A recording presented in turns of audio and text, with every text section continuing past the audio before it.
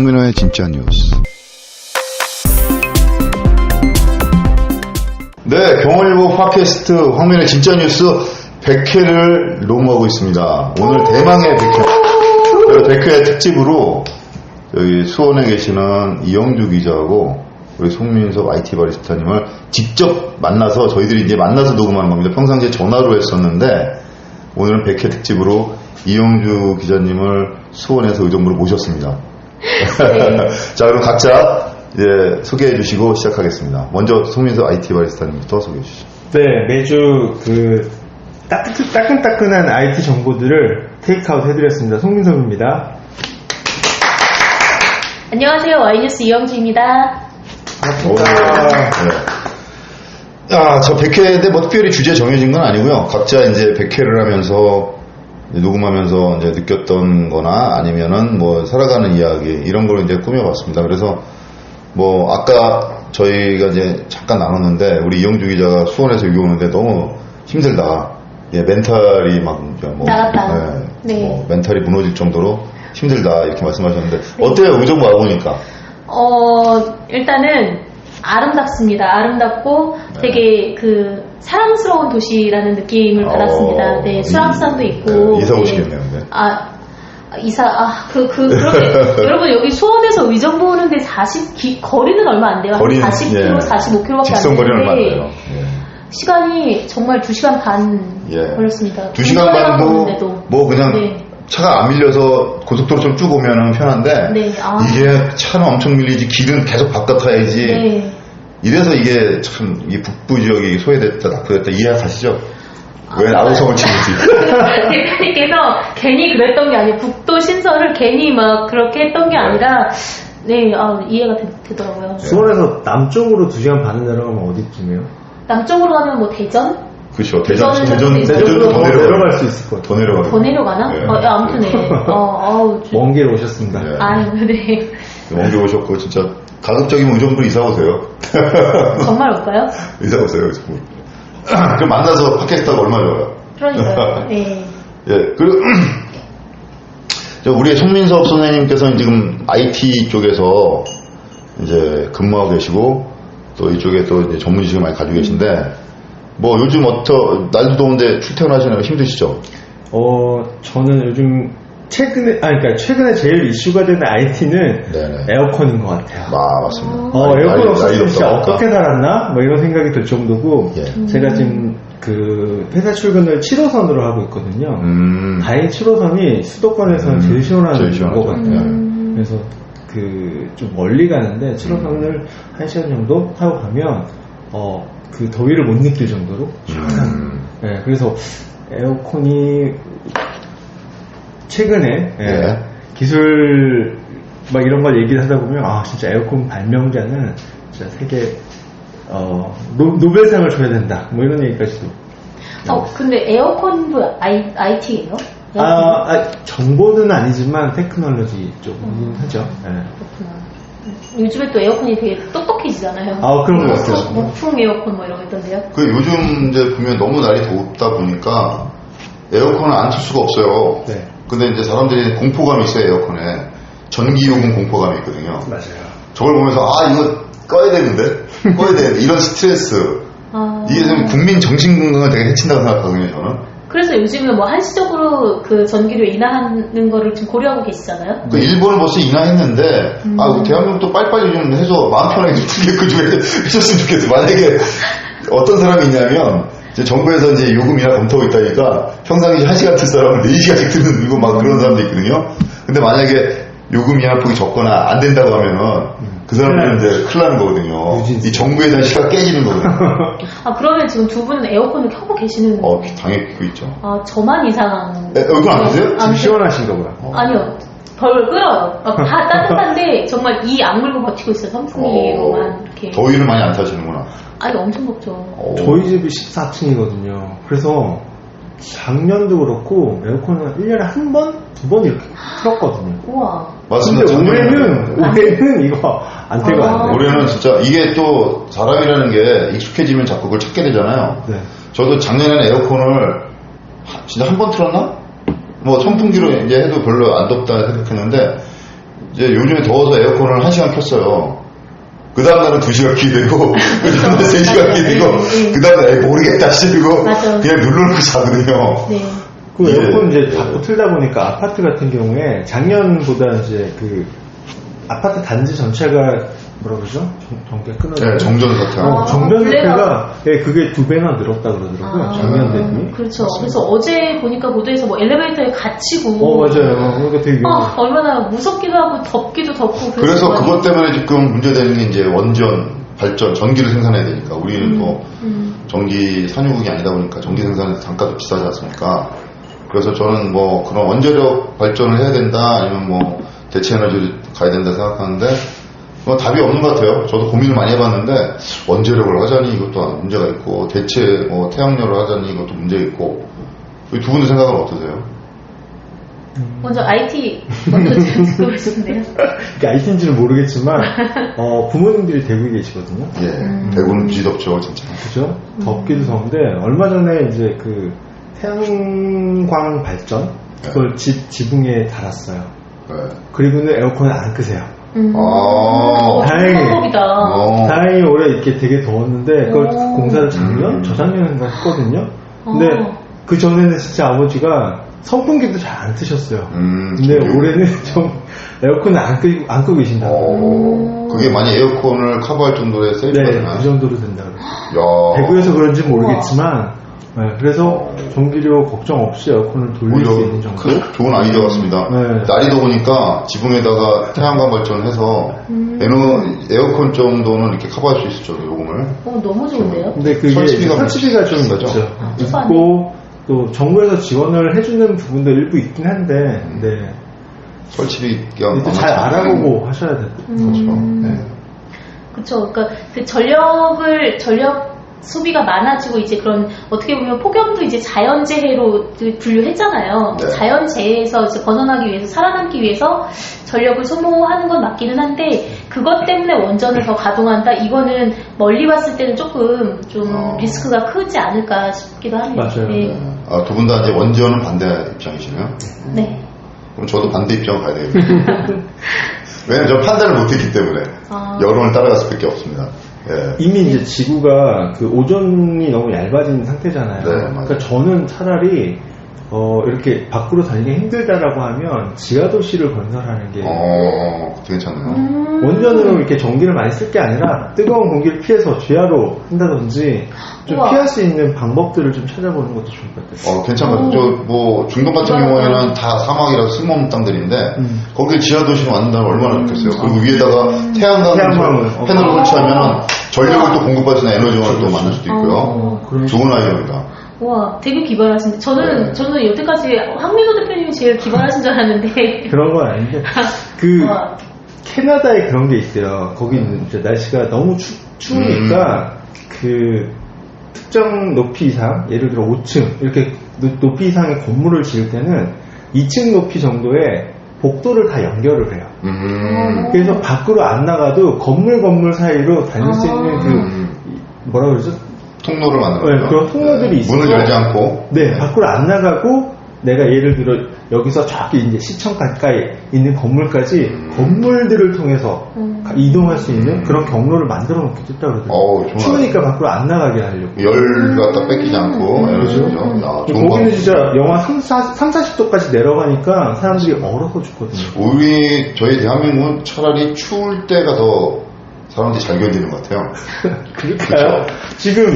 지금 어제가 40도였죠. 40도고 영하 한 이제 20도, 30도까지 떨어진 지금 60도 정도 차이가 나는. 영하 30도 떨어져서 이렇게 난리 나지는 않거든요. 근데 어제. 근데 지금 39도 되니까 지금 난리 났어요. 요즘 날씨는 지금 난리 났어요. 그거 보셨어요? 그 기상청에 이렇게 그 지도 남한 지도에서 다 빨갛던데요. 그러니까 막 피색 막 이렇게 해서 엄청 빨갛던데요. 어제 대구가 37.5도 이렇게밖에 안 되고 오히려 있죠. 중부지방이 더 뜨겁다고. 홍성 이런 데가 40도 이렇게 됐었고.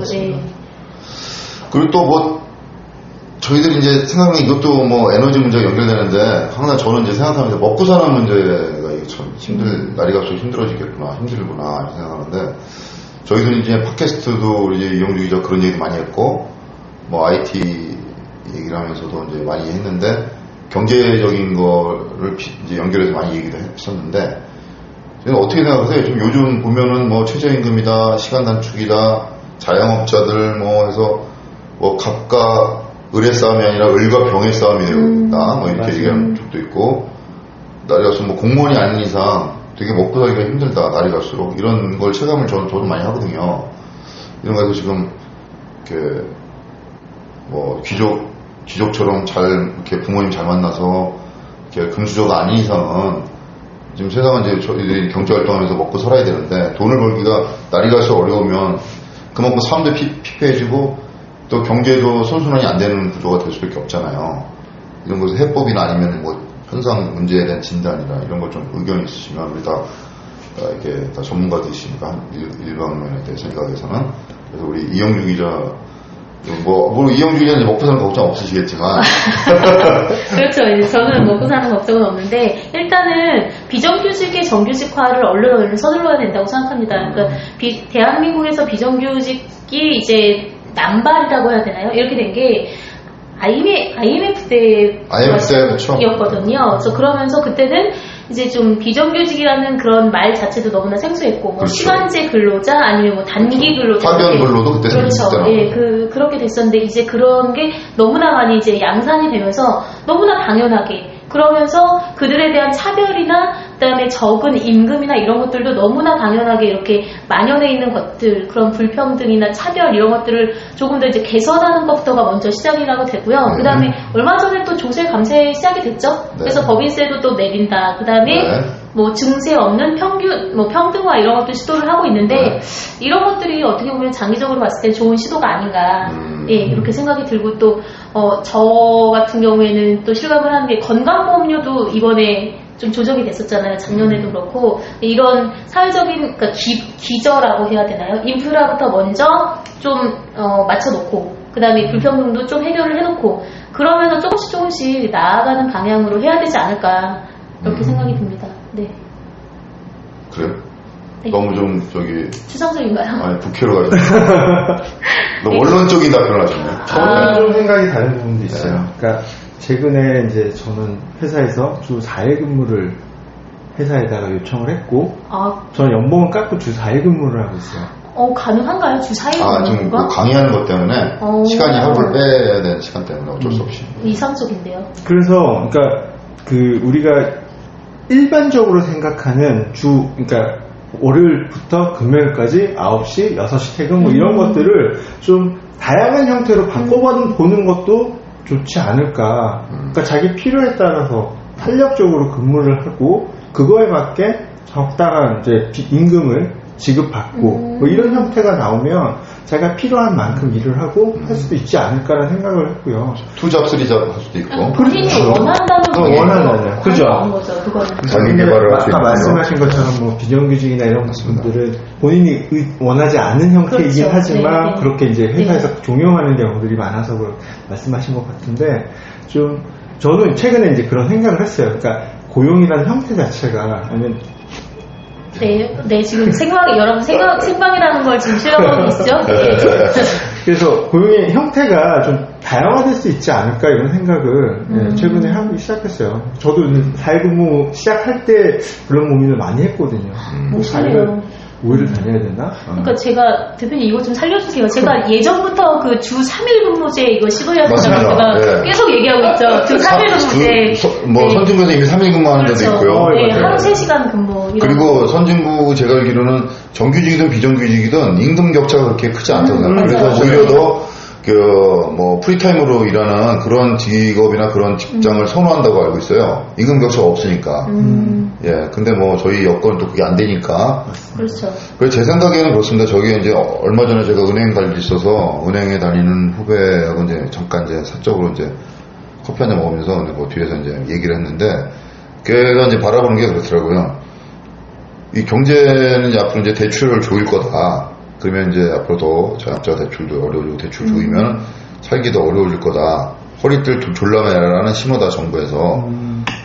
근데 이제 저희들은 이미 허리띠를 졸라매고 또 졸라매서 더 이상 졸라맬 데가 없어요. 차례인가요? 그래서 그 친구가 하는 얘기가 그러더라고요. 경제가 살려면 뭐 1억 받는 사람, 2억 받는 사람 많이 만들 것이 아니라 3천만 원에서 5천만 원 받는 그 정도의 받는 월급 많이 받는 사람들이 많이 있어야 경제가, 바닥 경제가 사는 거다. 그치. 자기 생각은 그렇다. 근데 그 친구 얘기를 들어보니까 맞아요.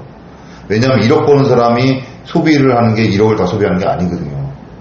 근데 3천에 4천, 5천 그 사이 보는 분들이 소비력이나 구매력이 더 크거든요. 그러니까 예를 들면 3천을 버는 사람이 3천을 쓰는 거지, 5천을 버는 5천 쓰는 거지, 그 소비에 대한 그런 가치는 더 그쪽에서 크기 때문에 그런 직장인들이나 그런 자영업자를 많이 만들어야 되는데 문제는 그 이하가 많다는 거예요. 그래서 어느 통계를 보니까 그 4대 보험 신고하는 그 봉급생활제 중에 절반 이상이 150만 원 정도 받는다고. 150? 예.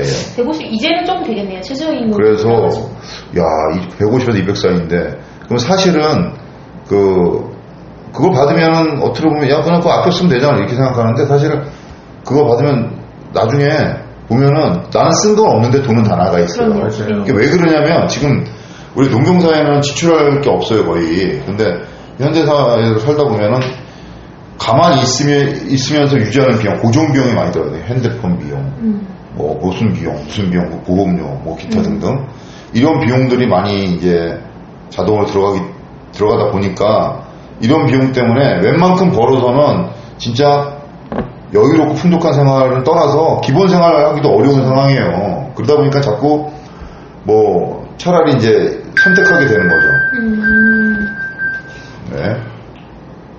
네, 그런 경우가 많죠. 또 맞는 말씀이신데 이런 경우 있지 않습니까? 제가 이제 아주 잠깐 시간 강사를 조금 해볼까라는 그런 생각이 좀 알아봤더니, 그러니까 되게 고학력이신 거죠. 뭐 박사학위 그렇죠. 있고 석사는 기본적으로 있으신 되게 고학력자이신 시간 강사 분들이 기본급이 얼마인지 아십니까? 몇십만 원 하겠죠.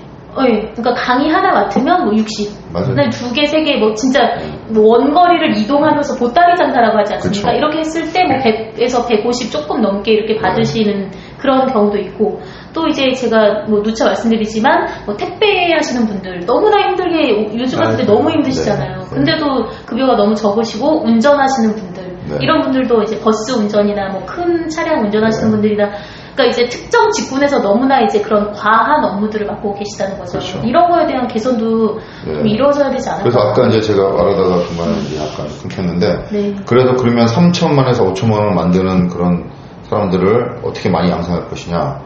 그건 방법이 없어요. 경제를 갖다가 돌려서 뭐 선선한 구조를 만들어 갖고 하기에 시간이 너무 오래 걸리고, 우리 경제 구조가 또 그렇지도 않고, 그렇다고 해서 그걸 뭐 막 돈을 풀어 갖고 하면 결국 가져가는 쪽에서 뭐 대기업이나 아니면 뭐 많은 가진 게 중매 경제다 보니까 그런 쪽에서 또 돈을 다 가져가고 나머지 조금 갖고 나눠 갖는 건데, 그렇게 되니까 안 되고, 그다음에 저는 그래서 개인적인 생각인데, 우리가 이제 다양하고 복잡한 복지 체계가 있습니다. 그렇죠?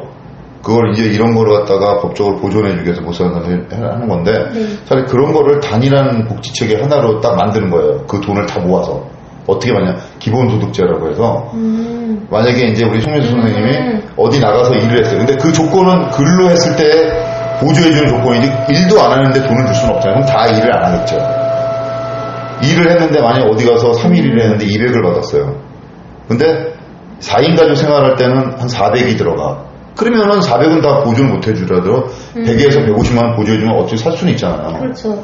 그런 식으로 정부에서 보조를 해주는 거죠. 그게 되게 선진 기본소득제라고 그렇죠. 하거든요. 네, 그거를. 네.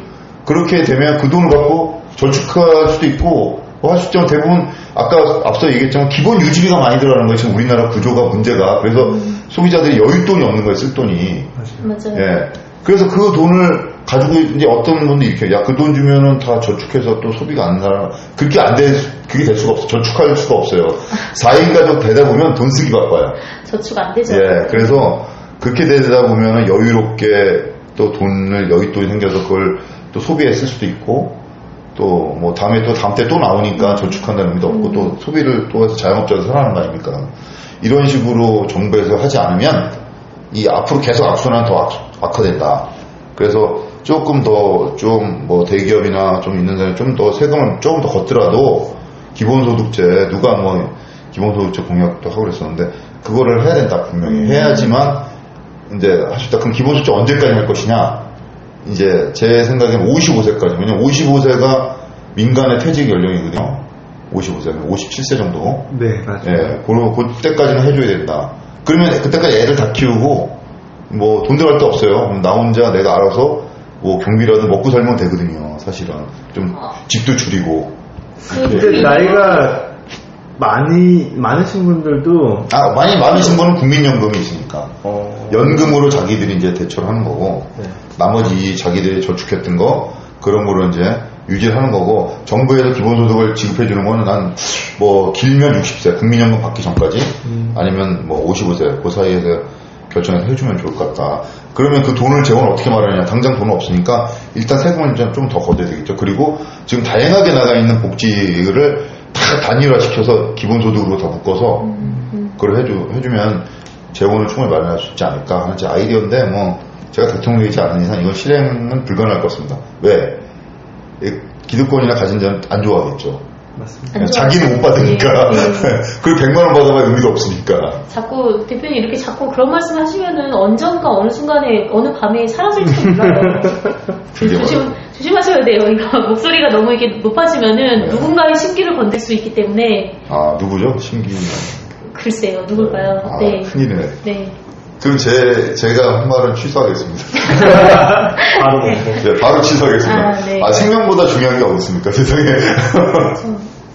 이영주 기자가 다 사주한 거로 해주십시오. 세금이 누가 그랬잖아요. 우리나라 돈이 없는 게 아니라 도둑놈들이 많다. 맞습니다. 세금이 정말 제대로 쓰여질 때 쓰일 수 있도록 그것만 관리만 잘 돼도 사실 그런 복지들을 충분히 했어요. 기본소득 때 못하는 게 아니에요. 뭐 4대 강의에 들어왔던 돈. 그리고 예를 들면 특별 활동비? 특별 활동비 뭐 그렇게 많습니다. 그거 다 모으고 불필요한 지출들 다 모은다면 충분히 우리 세금이 더 이상 안 걷어도 돼요. 사실 요 상황에서 할 수 있는 거예요. 근데 네 맞아요. 이번에 떨어진 헬기도 그렇고 그러니까요. 방산비리 그건 진짜 규모도 되게 크잖아요. 그렇죠. 그리고 여기 기본소득제는 공무원 공직에 계신 분 그리고 연봉 어느 특정 1억 이상 뭐 대기업에 근무하신 이런 분은 제외되는 거니까 나머지 한 1000만에서 700만 사이 되는 거거든요. 자영업자부터 중소기업 근로자들 한 1000만 정도 되는데 이런 사람들에 대한 거를 해준다고 하면 이 경제도 다시 살아나고 아마 우리 행복한 삶을 살 수 있지 않을까. 이건 좀 여담인데 그분이 좀 편찮으신가요? MB님께서 편찮으시다고 네, 병원에 입원하셨던 것 같습니다. 어디가? 네? 그거는 MBN에 물어봐야죠. 걱정이 돼가지고요. 걱정이 돼가지고 자꾸 이렇게 이명박 대통령님 두 분께서 자꾸 이렇게 편찮으시면은 안 되는데 30년 구형받지 않으셨습니까? 1심에서? 네 맞아요. 네, 30년이 이제 90세가 넘으시고 그래서 어느 언론에서 이제 백수를 누리신다고 막 그래서 네, 아무튼 여담이었습니다. 네. 이런 말 하면 이제 잡혀가는 거예요. 내가 말하는 거는 저 사람 똑똑하다. 네. 저 참고해야 되겠다지만 이런 게 아니 저 걱정돼서 누구한테 잡혀가요? 그 MB하고 저는 걱정돼서 그렇죠. 어느 날 갑자기 문 열고 최진실이 딱 나타나서 너 이리 와! 말 타고 가는 건가요? 가마 타고 키스고 포즈를 앞서해갖고 네. 넘어가셨네요. 안 갔으면 좋았을 텐데. 사약을 받아라. 가시는데 안 가시는 게 나을 것 같아요. 네. 현실 불가능하다는 얘기하는 거죠. 자, 또 얘기할 거 없나요, 주제? 우리 또 오랜만에 만났는데. 네, 이렇게 셋이 하니까 되게 재밌네요. 네, 네. 그러게요. 만나서 하면 뭔가 틀리네요, 느낌이. 근데 송민석 IT 바리스타님께서 되게 생각도 되게 기발하시고 센 발언을 많이 하시네요. 그런가요? 네, 도둑놈이 많다. 우리 셋 다 지금 목숨이 위험한 거야, 지금. 그렇네요. 네. 칼 이렇게 이쪽으로 던지시는데. 조만간에 팟캐스트가 결방될 것 같습니다. 생방불명돼요. 둘 중에 한 명이. 둘 중에 한 명이요? 이영주 기자. 왜 본인은 빠지세요? 둘 중에 한 명이. 배우가 대표님이시잖아요, 배우가. 뭐 그럴 수도 있어요. 네, 저는 뭐 의리 뭐 이런 거 없으니까. 저는 뭐 누가 시켰어 그러면 경원일보요 뭐 이렇게. 저는 뭐 이기는 쪽으로 둔 적이라 무조건 저기. 하늘도 길게 가시겠다. 네. 가면은 다 제가 불겠습니다. 이용주가 주도를 했고요. 거기에 공모를 성민석이 했습니다. 전 말렸습니다. 오히려. 근데 옛날에도 그런 거 있었잖아요. 그 현명한 적수, 그러니까 적군의 장수는 오히려 자기 편을 이렇게 좀 포섭하려고 했었잖아요. 그런데 네. 이제 대표님처럼 이렇게 바로 불면은 바로 이렇게 바로 이렇게 처형하죠. 아, 그런가요? 오히려 거꾸로? 예. 그러니까 차라리 그냥 의리를 지키는 모습을 보여주는 게. 그 의리를 지키다가 고문 받고 비참하게 막. 아니, 이제 언제까지 없지나 이제. 고통받고. 그냥 미리 그냥 다 가서 하면 안 되나, 미리 다? 그냥 미리 하고 좀 전향하겠습니다. 딱 하면 되잖아요. 전향 하시려고요? 네, 그러시군요. 왜냐면 생명의 가치보다 더 앞서는 건 없으니까. 살고 봐야죠, 일단. 죽고 나서 못 생각해요. 그렇긴 한데 또 어떻게 죽느냐도 이렇게 중요한 것 같지 않아요? 그렇게 죽으면 개 죽게 안 되잖아요. 아니, 저는 이제 지금 올해 이제 41가 됐는데. 그렇게나 됐어요, 벌써? 그쵸. 아니, 근데 이제 체게바라가 쿠바에서 태어나셔가지고 이제 그 혁명 활동을 하시다가 40살에 총상을 당하셨잖아요. 그러니까 총살 당하셨거든요. 그 이후의 삶은, 그러니까 저는 이제 40살부터의 삶은 좀 이렇게 별로 이렇게 아깝지가 않더라고요. 네. 그러니까 어떻게 죽느냐가. 삶의 기준이 40살에 체계바라? 그러니까 이제 어떻게 죽느냐가 그 후대에 남기는 그런 좀 영향? 이런 것도 좀 있지 않나 싶어요. 네. 그러니까 이제 의미 있는 전향서 쓰지 마시고 의미 있는 장소에서 의미가 있는 가치 있는 일을 하고 족적을 남기는 건데 체계바라는 이제 그 의미 있는 장소에서 가치 있는 일을 했으니까 된 거고 아무 의미도 없이 가서 뭐 그냥 한다는 거는 가치가 없으니까 나중에 더 큰 일을 도모하기 위해서 일보 후퇴 2보 전진을 위해서 대표님 저희가 잘 이어가겠습니다. 네, 유지를 받들어서 네.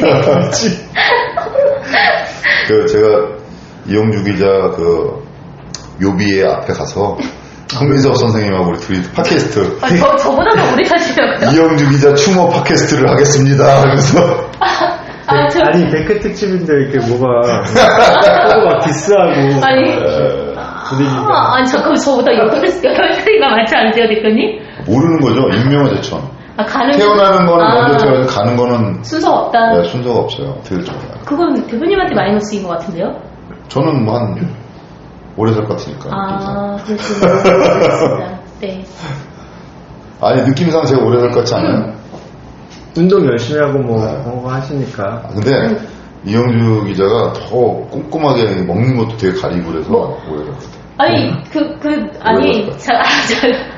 채식하시고 그래갖고. 제가 채식을 하는 건 건강 때문에 하는 게 아니라 종교적인 것 때문에 하는 거예요? 종교야 저야 나이님이니까. 채식을 하면은 제가 비건 채식을 하고 있는데 비건 채식을 하면은 하루 동안에 저 말고 9명이 같이 그러니까 밥을 나눌 수 있는 그런 효과가 있다고. 그런 것 때문에. 그러니까 박애주의를 실천하는 거예요. 그렇죠. 살아있는 성모 죄송합니다. 대단하시네. 네, 그러네요. 그럼 언론 이거 말고 다른 거 활동하는 게 있으신가요? 저요? 네. 있나요? 아니, 보니까는 어디 이런데 많이, 활동 많이 하시는 것 같더라고요. 페이스북 올리는 거. 제가요? 예. 어디요? 아니, 무슨 마라톤 할 때도 가고. 그래서 어디 시민단체 활동 하시나? 그래서. 대표님께서도 활동 많이 하시지 않습니까? 아니요, 저는 언론 활동에는 특별 활동은 없어요. 아니 얼마 전에 계곡 가서 자연인 코스프레 그건 깜짝 놀랐습니다 여러분. 너무 놀랐어요. 우리 송윤 선생님도 마찬가지지만 남자들은 다 나이 먹으면 산에 가야 되겠다 로망이 있어요. 근데 이분은 안 그러실 것 같아요. 그죠? 산에 가서 나 조용하게 살아야지 로망이 다 있거든요. 여러분은 지금 송민석 바리스타님을 못 보셔서 그런데 상당히 미남이세요. 맞아요. 네, 되게 핸섬하고. 네, 그리고 목소리에서도 그런 게 느껴지잖아요. 그래서 여자분들한테 인기를 되게 많이 얻을 수 있는 그런 스타일이에요. 근데 지금은 한정남이에요. 지금은 그런 얘기가 의미도 없지만. 근데 황민호 대표님은 한정남 아니시죠 아직? 저도 한정남이죠. 네, 한정남이. 네. 별로 의미가 없어. 예, 의미가 없어요. 이런 얘기 해봐. 아, 네, 맞아요. 우리 저기 이용주 기자는 어떻게 한정년가요? 저요? 네. 저는 여러분들의 것입니다. 여러분, 네, 저는 여러분들의 것이에요. 많이네. 걸그룹 체크스프레 같은데. 너무 사랑해요. 저는 여러분들의 것입니다. 네. 제가 자주 본 프로그램이 몇 개 있는데 그 중에 하나가 나는 자연인이다 하고 제가 불타는 청춘이거든요. 불타는 청춘에 이걸 제가 능력이 안 돼서 그러는데 SBS 불타는 청춘 PD 깊은 게 있으면 꼭 이영주 기자를 좀 보셨으면. 불타는 청춘이 뭔가요? 무슨 내용이에요? 거기서 김국진하고 그 강수지가 만나서 연애하고 이렇게 했던 그 프로 아니에요? 맞아요. 그래요? 거기 이제 싱글들이 나와서 연예인 싱글 나와서 이제 캠핑 같은 거나 아니면은 뭐 여행 같은 거 하면서 그런 에피소드를 보여주는 건데 이용주 기자 가면 뭐 좋은 사람 만날 것 같아요. 그래서 짝 이런 데 나가셔도 되잖아요. 짝 나가야 나이가 좀 있어. 40대가 어떻게 짝이 나가. 와, 진짜. 아니, 근데 저는 약간 걱정이 되는 게 좀 제가 누군가를 만난다면은 그 사람을 너무 고생시키지 않을까 이런 게 좀 마음이 좀 쓰여가지고 일부러 안 만나는 것도 있죠. 제가 말씀드리지 않았어요? 저 작년에 3명 찼다고 얘기 안 했어요? 아니? 아니, 정정을, 진짜거든요. 그러니까 좀 이렇게 제가 가고자 하는 길이 있는데, 그거를 좀 이해해 줄 사람이 그렇지. 만인의 연인으로서 세계 평화를 위해서 가야 되는데, 현재 발목을 잡으면 안 되지. 아니, 발목이 아니라 좀 고생시킬 것 같아서, 제가, 그냥 여러분들의 저로 그렇게. 훌륭한 결정입니다. 네. 만인의 연인으로서. 옛날 미스코리아 할 때 이런 질문이 있었던 것 같아요. 남자친구 있으면 아닌 적 없어요. 우리 다시 원전 그런 얘기 했을 거예요. 원전 얘기하고. 난민 신청이 어떻게 됐죠? 그게 됐나요? 네, 우리 난민도 좀 신경 써야죠. 그분들이 난민 신청을 했고, 난민 신청을 했을 때 우리나라에서 수용해주는 그런 퍼센테이지가 너무나 적다고 알고 있거든요. 맞아요. 네. 근데 우리 팟캐스트도 했었는데. 네네, 그렇죠. 송민석 바리스타님께서는 난민 관련해서 혹시 어떤.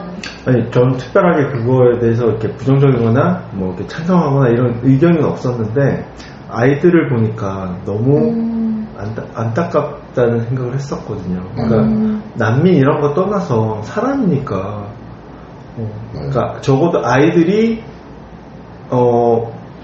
좀 웃을 수 있었으면 좋겠어요. 엄마들이야, 나 여기서 살아야 돼, 어떻게 집으로 언제 돌아갈 수 있을까 이런 걱정하더라도 아이들을 좀 잘 먹고 제대로 먹고 좀 가족들하고 좀 편하게 있을 수 있었으면 좋겠다라는 생각을 그때 보면서 했어요. 아이들 그렇죠. 걔네 그 친구들이 이제 나중에 자라서 뭐 우리나라에 도움이 될 수도 있고 지구에 어떤 큰 역할을 할 사람인지 모르는데 그 친구들만이라도 좀 행복하게 뭐 그렇게 하려면 사실 아이들의 부모님들이나 이런 분들한테도 어느 정도 이제 혜택이나 이런 게 돌아가야 되겠다라는 생각을 하는데 아이들을 보니까 너무 안타까웠어요. 그리고 또 미국에도 트럼프 정책 때문에 이렇게 떨어져서 사는 아이들. 네, 그랬다가 난리 나갖고 다시. 그렇죠. 그런 거 보니까 아이들이 무슨 죄야. 어른들의 욕심 때문에 난민도 나오는 거고. 어른도 일부 권력과 힘을 가진 어른 일부의 그런 그렇죠. 그런 것 때문에 그런데 다수가 이상하는 건데 되게 역사나 우리 살아가는 거 아까 로마 그 책 읽는 거 보면은 지금도 똑같은 것 같아요. 맞아요. 이 지도자의 역할이 그래서 굉장히 중요하다는 느낌이 들거든요. 지도자의 역할을 이제 민주주의는 우리 다수가 지도자가 돼서 해서 하자가 대표를 뽑아서 하자는 건데 과연 그 뽑은 대표들이 열심히 잘 정직하고 바르게 하고 있느냐 그거를 우리가 쉼 없이 감시하고 견제를 해야 되는데 그거는 뽑아놓고 끝이잖아요. 뽑을 때마저도 감정에 취해서 뽑고 이러다 보니까 우리는 좀 발전하는데 더딘 거 아닌가. 그래서 앞으로 이렇게 그런 거에 좀 깨어있는 국민이나 시민들이 됐으면 좋겠다 그런 생각이 좀 많이 듭니다. 근데 그게 극소수 때문에 그런 건가요? 극소수의 지배층 때문에 인류가 이렇게 지금 계속 이런 아픈 역사를 되풀이하고 있는 건가요? 근데 우리 인류를 보면은 아주 옛날에 구석기 시대부터 지금까지 지배층이 누군가 분명히 있었고 권력층이 있었는데 그들은 그 집단에서 분명히 극소수였고 근데 그들의 후손이 계속 하는 게 아니잖아요. 바뀐단 말이죠. 뭐 구테타가 됐든 뭐 정권 교체가 됐든 어쨌든 바뀌었는데도 계속 세상의 모습은 그다지 그게 크게 달라지지 않은 걸 이게 보면. 내가 말하는 건 이제 지도자의 역할이 그만큼 중요하다는 거죠. 예, 다른 나라 아르헨티나나 필리핀을 보더라도 지도자 한 명이 잘못 판단하고 잘못 도덕적이지 않음으로써 지금까지도 고생하잖아요. 약간 선로를 약간 트시긴 하셨지만 뭐 넘어가겠습니다. 예, 그래서 이게 원론적으로 뭐 이렇게 얘기하면 한도 끝도 없어요. 이런 얘기는 사실은 그렇죠. 답이 없기 때문에. 근데 제 생각에는 그래요. 지도자 리더를 뽑아놨으면 그 뽑아놓은 때 우리가 잘해야 되는 거고 뽑아놓은 지도자들은 잘 되길 바라야 되는데 마음적으로 바라기보다는 우리가 현재와 감시 그런 걸 소홀히 게을리하면 안 된다. 그런 우리 시민이나 국민이 돼야 되겠다. 이런 말씀을 드리는 거죠. 여기까지 할까요? 네. 그 특집인데. 100회 특집이라서 너무 많은 주제를 저는 100회 특집답게 100회적으로 이제 나열했네요. 그래갖고 우리가 그리고 저는 정이 많은 한정남입니다. 한정합니다. 부정하지 않습니다. 자, 그리고 우리 이영주 기자 이렇게 여기까지 오셔갖고 정말 고맙습니다. 예. 불러주셔서 감사하고 시간 내주셔서 감사합니다. 이렇게 먼 길인데 사실 멀어요. 저 어떻게 내려갈까 지금 저 내려가는 건 지금 어떻게 가야 되나 지금. 멀고 여기 오신 게 의정부 와서 좋은 인상 받아서 가셔야 되는데 아까 멘붕이 돼갖고 하셔갖고 걱정이네요 이거. 맞아요. 날씨도 마침 더워가지고. 네, 날씨 덥고. 뭐 더운 건 잘 모르겠고 황 대표님께서 이렇게 폭풍 디스를 하셔가지고. 아 그래요? 제가 네, 무슨 디스를 그래요? 네, 디스플레이 뭐 이런 거. 아 네. 그래요? 개그였나요 이게? 자 여기까지. 아 예. 네. 그리고 우리 송민서 IT 발전 오랜만에 만났어요. 네. 만나면서 너무 반가웠어요. 의정부 있으면서도 자주 못 예, 자주 바쁘니까 서로. 또 구로 쪽으로 서울로 출퇴근하시고 늦게 9시 달서도 오시고. 대학 교수님이신 아닙니다. 거예요? 아니면 기업 강의하시는? 의정부의 영상미디어센터. 영상미디어센터라고. 거기서 강의하시는? 강의 지금 SNS 마케팅 선생님으로 계시고. 예. 그래서 이제 이렇게 만났는데 3명이서 진짜 만나면 처음이죠. 네. 처음인데 참 이렇게 가끔 만나야 되겠네요 보니까. 재밌네요. 예, 만나서 하니까 좋네요. 예, 저희 뭐 한 50년 후에도 막 이렇게 뭐 어떻게 뭐 좀 해볼까? 그래서 내가 얘기했잖아요. 이영주 기자 추모 팟캐스트 해갖고 묘비 앞에서 내가 한다고. 여러분 제가 이렇게 훈훈한 분과 같이 이렇게 진행합니다. 얼마나 감사합니까 진짜. 네. 하여튼 이렇게 만나서 고마웠습니다. 네, 그리고 감사합니다. 다음에 또 이렇게 3명이 만날 수 있는 기회를 다시 만들어 보겠습니다. 그때는 수원으로 한번 내려가는 것도. 수원. 좀 멀긴 한데. 100% 후회. 말 잘못 꺼낸 것 같은데 우리 아니 수원. 진짜 후회. 수원 장난 아니에요. 네. 알겠습니다. 또 뭐 수원이든 의정부든 아니 뭐 중간에 뭐 어디든 서울. 뭐 대한민국에 저희들이 못 갈 데가 어디 있겠습니까? 나중에 뭐 우리 뭐 해외 진출해서 뭐 오만 뭐 이런 데. 그러죠. 오만하게 오만에서 할 수도 있는 거고 어디든지 못 하겠어요. 예? 네. 시간과 뭐 약간 금전적인 거 있으면 다 할 수 있습니다. 그럼요. 네. 뭐 스마트폰이야 뭐 이건 기본으로 있는 거고. 네. 네, 고맙습니다. 오늘 100회 특집 여기까지 하게 되겠습니다. 이영주 기자 그리고 송민석 IT바이스타 모두 고맙습니다. 감사합니다. 여러분 고맙습니다. 100회까지 들어주셔서 감사합니다. 200회까지 더 열심히 할게요. 고맙습니다.